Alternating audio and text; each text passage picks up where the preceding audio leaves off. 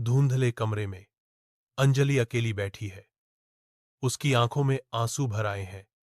गहरे दुहक का चित्र। उसके पति के क्रूर शब्द कमरे के बाहर से गूंजते हैं, हर शब्दांश एक तीखा डंक।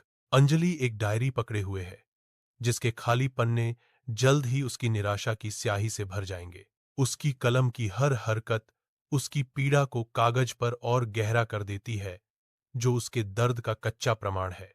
डायरी उसकी विश्वासपात्र बन जाती है, चुपचाप उसकी अनकही पीड़ा और अकेलेपन के भार को सोख लेती है। चमकीले रसोई घर में अंजलि कड़ी मेहनत करती है, क्योंकि उसके ससुराल वालों के कठोर शब्द हवा में भर जाते हैं, जिनमें गर्मी की कमी होती है। अंजलि चुपचाप निर्देशों को आत्मसात करती है। उसकी हरकतें भावनात्मक वजन के बावजूद सटीक हैं। अचानक उसके हाथ से एक बर्तन फिसल जाता है, फर्श पर गिरता है और तनावपूर्ण शांति को तोड़ देता है। सास गुस्से से भड़क उठती है। उसकी नाराजगी कमरे में गूंजती है, जिससे अंजलि की पीड़ा बढ़ जाती है।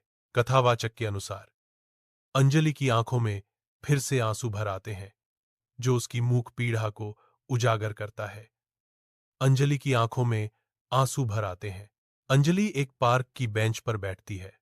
उसकी निगाहें खेलते बच्चों की ओर खिंची चली जाती हैं। उसके होंठों पर एक हल्की मुस्कान छा जाती है।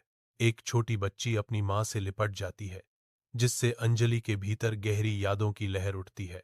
मां, मुझे तुम्हारी बहुत याद आती है। मैं बहुत खोई हुई और अकेली महसूस करती हूं।